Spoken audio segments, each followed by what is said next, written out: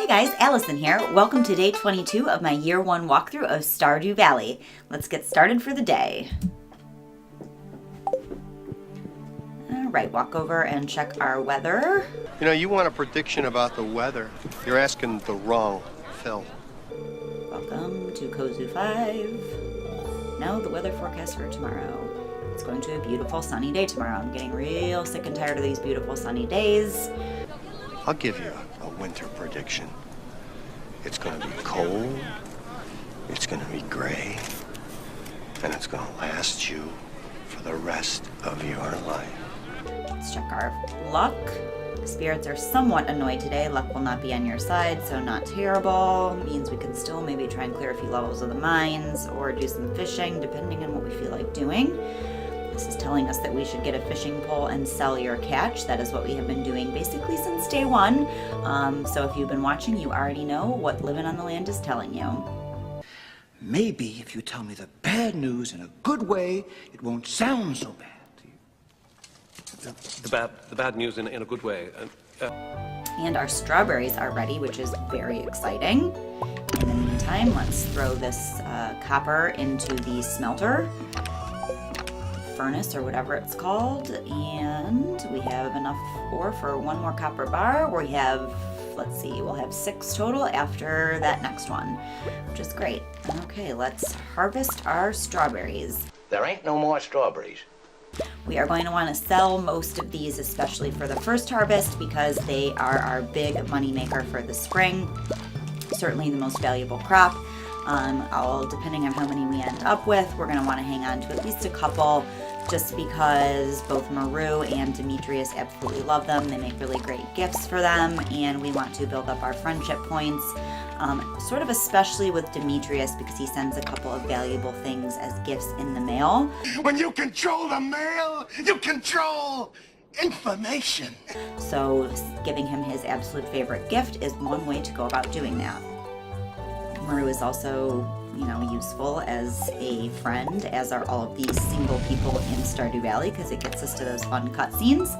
That'll just learn a little bit about the villagers, and eventually we are probably going to want to marry one of them. Saddle! Saddle, saddle, saddle, saddle! And I haven't decided for this walkthrough who I am going to pick, or whether we'll even get married at the beginning of, or by the end of year 1, but probably end up doing that. All right, so save 5 of those strawberries, throw the rest of these in our bin to sell. We are going to be raking in the gold, which is great. My guess is we will triple the amount of money we currently have just in our 1-day earnings. Well, more wealth than you can imagine.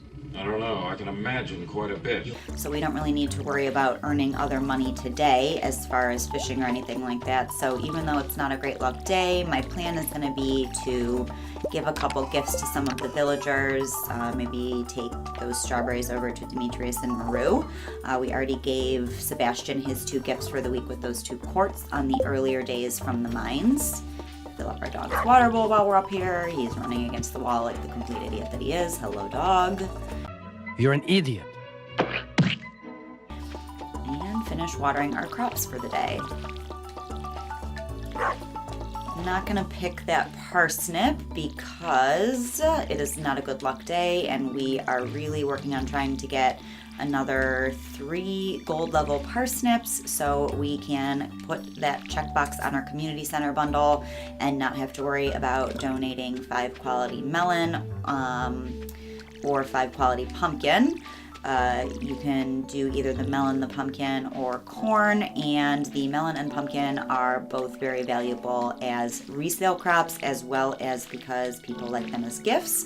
So I'd prefer to just get these cheap parsnips in that box and not have to worry about hoping and praying at the end of fall that we are getting the pumpkins that we need, because that would be way more stressful than it needs to be. You look a little stressed. Oh, I'm stressed.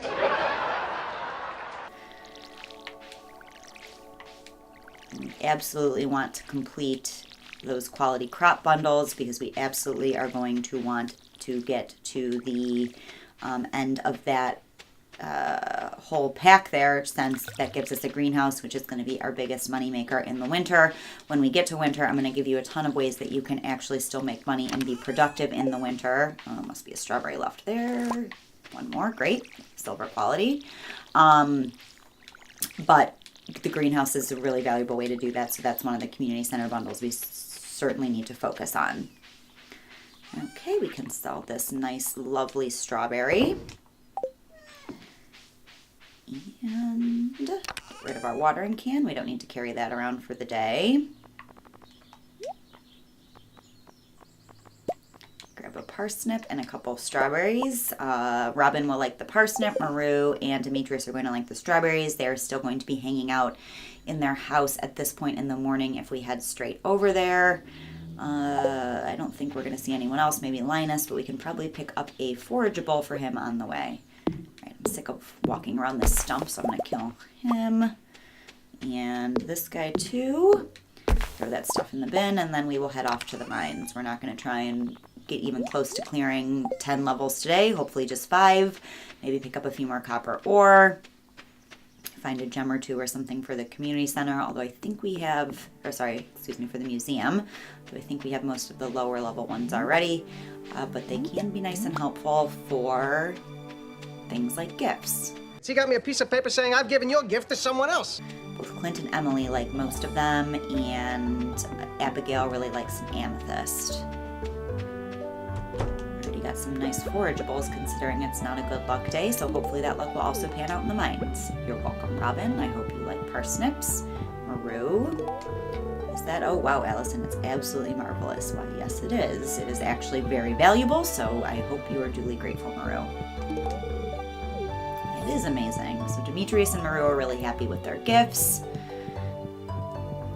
We can head off to the mines. We'll be in there before noon. I think Linus is going to be over hanging out on the edge of the pond or lake or whatever this is. You have to purify yourself in Lake Minnetonka. Can give him this nice leek.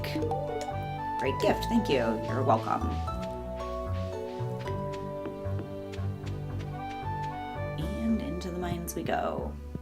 We only have one field snack left, but both of those horseradish should be able to be enough to keep us alive and well in the mines if we absolutely need them. We may also come up with a cave carrot or two for some good energy. The horseradish is not worth much. Alright, so when the subroutine compounds the interest, right, it uses all these extra decimal places that just get rounded off. But we're not trying to get super far or super deep. Oh, you know what I'm talking about. Oh. We are just trying to clear a level or two so we can, or sorry, 5 levels to get to 35, because I'd like to get to level 40 by the end of spring. It gets us to our next task as far as completing the mines in totality. These guys are really sneaky. They sort of melt out of the darkness. They don't cause a lot of damage, but they take quite a few hits to kill with these lower level swords. But as you can see, he's hitting me over and over again there, and I've lost basically a fraction of my health, so I'm not in bad shape. I am getting a little tired, though, so I'm going to eat that field snack.